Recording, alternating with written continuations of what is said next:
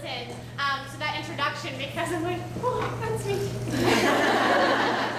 It's almost embarrassing because you're like, how do I gotta be good now. So I am gonna try to do my best and really share some great things with you guys today. And I'm very honored that they asked me to come out and train with you guys. I love training, it's a passion of mine, so I'm just happy to be here, and I hope, again, like I said, that I can give you at least one thing to take away today and implement into your business that you never know could change your business or could change your life. So, I just want to start out real quick and give you a little background on me.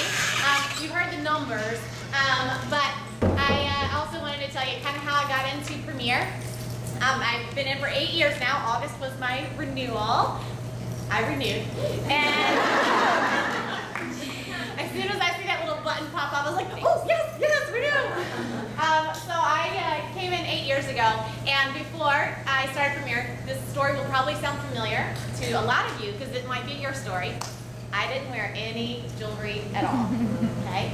So I was not the jewelry diva. I didn't know anything about it at all. I liked fashion, but I just never really accessorized. It was nothing that I was ever really taught.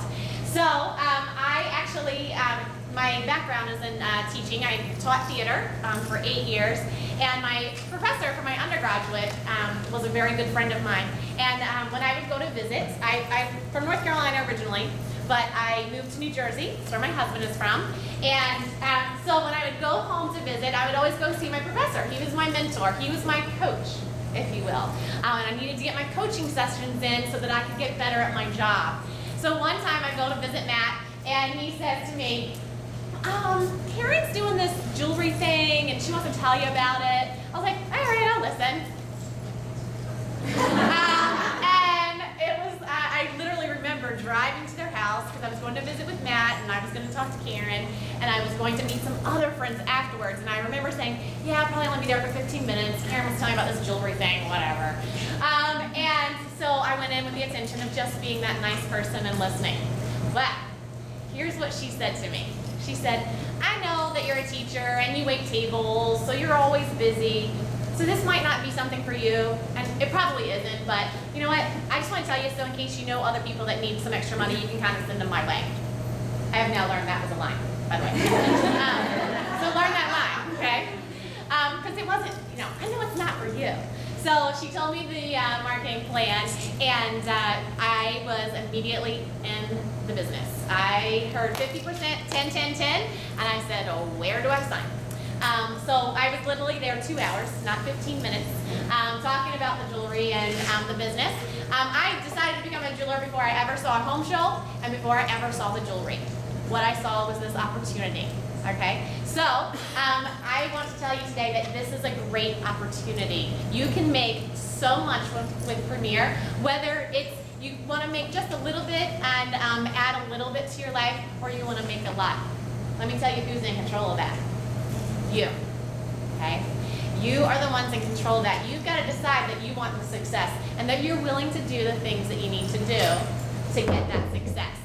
So, anyway, I signed up to be a jeweler. I learned how to wear jewelry. I taught, as I was saying before, I was a teacher. And it was funny because I had all this jewelry and I started wearing it to school, and I immediately started seeing the difference of the way my students treated me, the way the parents treated me, and the way my administration treated me. So I knew, I was like, oh, there's something to this wearing jewelry. So I started building my business. 2 years into Premier, I left teaching. And I left because I was making the same thing that I was making from my home show business, doing that part-time, that I was making from teaching. So I thought, well, what would happen if I put my 60 hours from school into Premier? What would then happen to my income? So happy to say, 6 months later, I had doubled my income, and I have been blessed ever since. So that's my little story on kind of how I came into Premier and why I'm here today. And of course, one of the big things to tell you, well, really kind of why I'm here today is because these fabulous women invited me. I really will attribute a lot of my success to setting a goal. Okay, that's one thing I'm going to tell you today that you need to make sure you do is set goals for yourself, whether they're little or they're big. You know who you are and what you can handle. Okay, some of you will be like, oh, I can't do, whatever, 100 shows a year, and that's okay. That's really okay. You don't have to do 100 shows a year. I mean, if you need the extra money, do 100 shows a year. But, you know, set a goal for yourself, whatever it is. That way you know what you're reaching for. All right?